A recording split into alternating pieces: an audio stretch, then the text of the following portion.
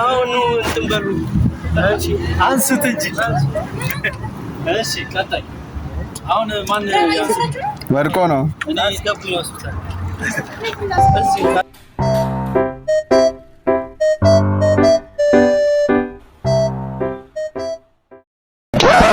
Yep, that's me. You're probably wondering how I ended up in this situation.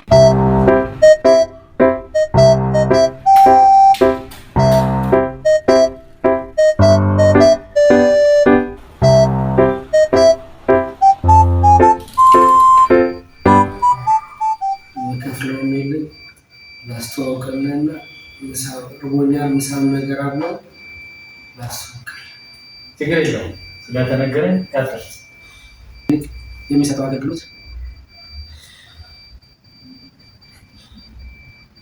በዛ ውስጥ የጆን ፓርት